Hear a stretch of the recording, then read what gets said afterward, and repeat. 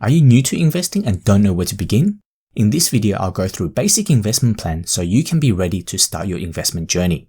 G'day viewers, I'm your finance host, and this is Your Money Friend, a channel where I discuss everything finance for an Australian audience. As a disclaimer, everything I discuss on this channel are my own personal opinions. It is not financial advice. If you do need financial advice, go get professional help. Let's face it, investing is hard and confusing, especially when you are new. If you go to 10 different investment experts and ask them how to invest $10,000, chances are you'll end up with 10 different responses, some of which may even contradict each other. When I started my investment journey 15 years ago, I was faced with this exact same dilemma. Given the power of the internet, there is simply too much information to digest, making the whole ordeal intimidating and daunting. So in this video, let's work on an investment plan together as the very first step to start your investment journey. With any good plan, start with your end goal. What's your investment objective? What is your investment trying to achieve? And what is the purpose of this investment?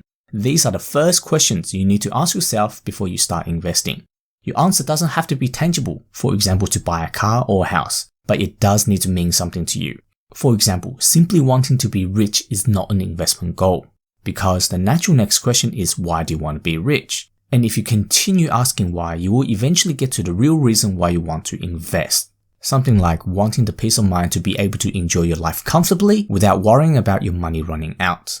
Knowing your investment goal is really important because it helps you decide whether an investment makes sense. This is especially important for existing investments, because if an existing investment no longer adheres to your investment objective, it may be time to sell your investment or change it to something else entirely.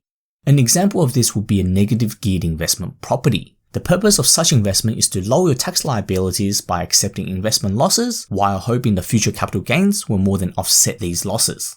However, when the investor retires, negative geared investment property loses its purpose and no longer makes sense because retirees typically don't have a lot of income to claim a tax deduction. So, a negative geared investment property simply becomes an investment that constantly loses money. This is why it is generally a bad idea for older Australians to buy negatively geared investment properties, as they may not have enough time to build sufficient capital gains to make such investment worthwhile. So even if an investment makes sense when the investment was first made, it can stop making sense as your circumstances change. This is especially prevalent for long-term investments such as property, where the typical investment timeframe is over 10 years. In these circumstances, other more flexible investment may be more suitable and should be considered.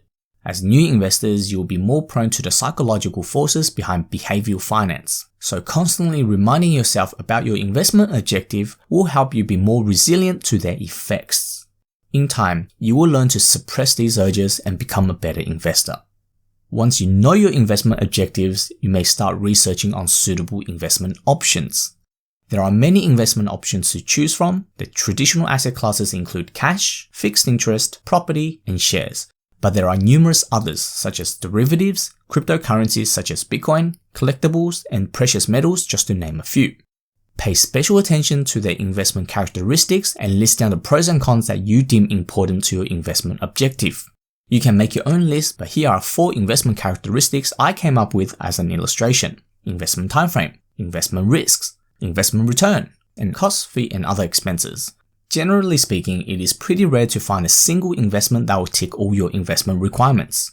Usually you will need to mix and match several different investments trying to benefit from their respective strength while also be wary of their respective weaknesses. For example, everyone wants a low risk investment that offers high returns. Such investment does not exist. So you mix and match different investment that provides the highest return at a level of risk you are comfortable with. This brings us to the next part of the plan, which is understanding investment risk. In the investment world, risk refers to the degree of uncertainty inherent to that investment. Every investment has some degree of risk. Risk is neither good or bad, as risk is closely tied to investment returns. Generally speaking, an investment with high risk will yield higher returns and vice versa. You have probably seen this graph before, which is the risk to return graph. On the x-axis, we have an investment expected risk, and on the y-axis we have expected return. As the risk of a certain investment increases, so does its return. Defensive assets such as cash and fixed interest have low risk and low returns, whereas growth assets such as property and shares has high risk and high returns. With this graph, an investor can easily determine the level of risk they need to accept in order to achieve a certain level of return. However profound this graph is, it only highlights a superficial level of risk to return trade-off. What this graph fails to illustrate is that risk has many types, and different investors will have different sensitivity to different types of risks. Here's a list of all the different types of risk an investor needs to be wary of. Understanding these different types of risk will help you determine the suitability of certain investments. In fact, the more you understand risk, the more sophisticated an investor you can be. This is because a large part of investing is around the management of these risks. Take term deposit as an example. Now, according to the risk to return graph, fixed interest investment is considered to be a defensive investment. This is because it is depicted to have low risk and low returns. But for some investors, this quote defensive investment is guaranteed to lose them money. Let's say we have an investor who is working full-time and wants to put some money away towards a university education for his newborn baby. The timeframe for such investment is quite long, roughly 18 years.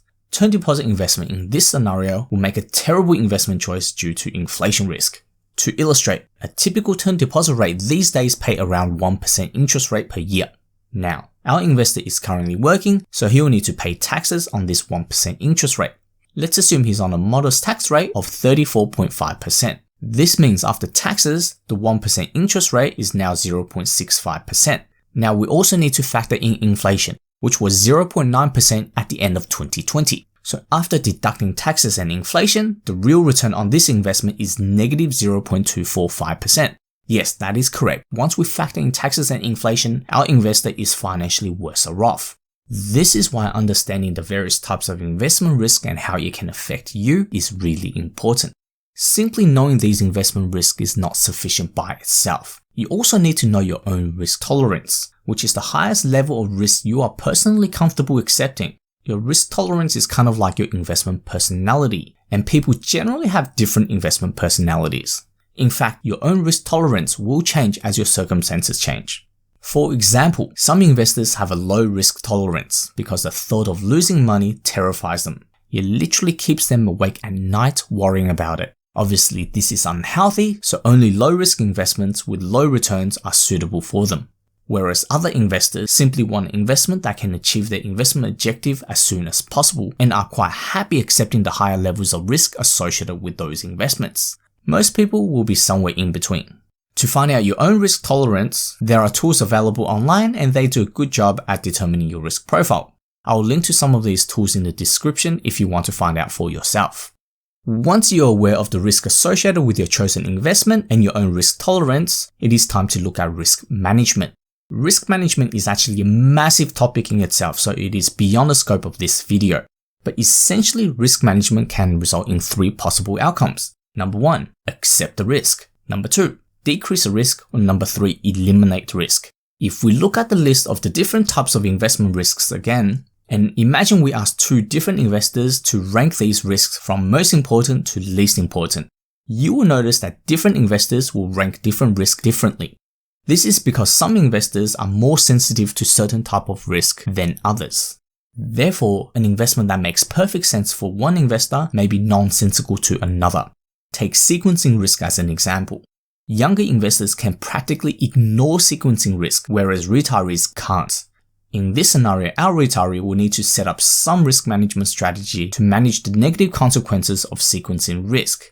So even if 2 investors has the same investment objective and risk profile, however, due to their different sensitivity to investment risks, their investment strategy can look quite different. Arguably, the most famous risk management strategy is diversification, where you mix a wide range of different investments in order to decrease the unsystematic risk of a portfolio. In layman terms, don't put all your eggs in one basket. So spread your investment around so if one investment falls, you won't lose everything. There are countless other risk management strategies, so please share in the comments on any investment strategy you use to manage your investments. Once you have done all that, then congratulations, you have completed a basic investment plan. You know your investment objective, you have chosen a mixture of investment you deem suitable, you are aware of the risk and your own risk profile, and you may or may not have set up appropriate risk management measures. It's time to invest. Good luck. Some final words. It is important to monitor your investment progress to make sure that it is on track. Now, This next bit is going to sound harsh, but I hope at some stage in your investment journey, you lose some money, preferably early on in your investment journey. This is because the market is unpredictable, and if you haven't lost money investing, to me it means you haven't been an investor long enough.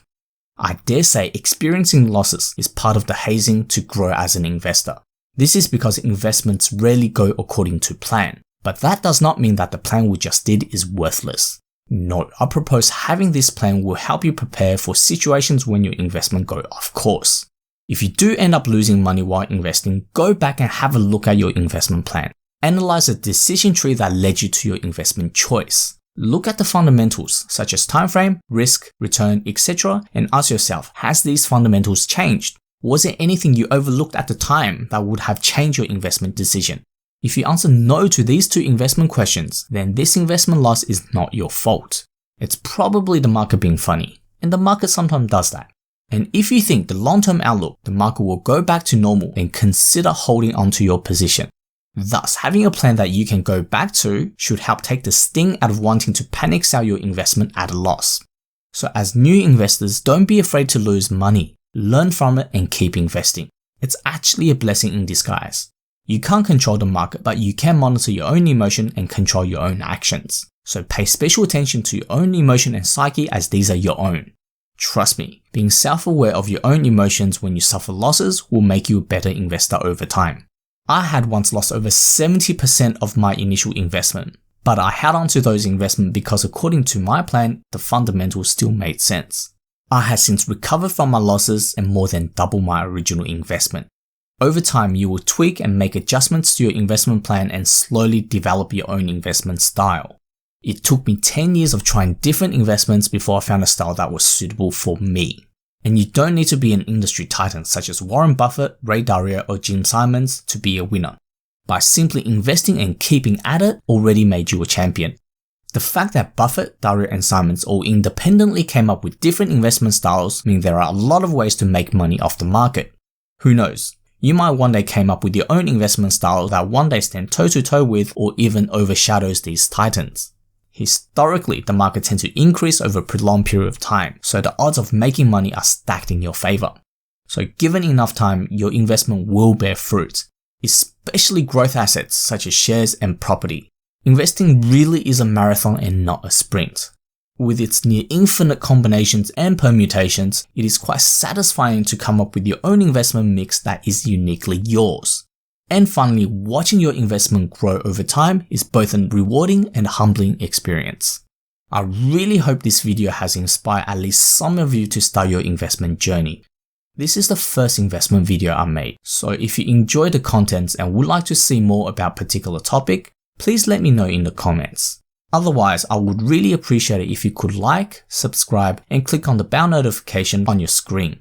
Thank you.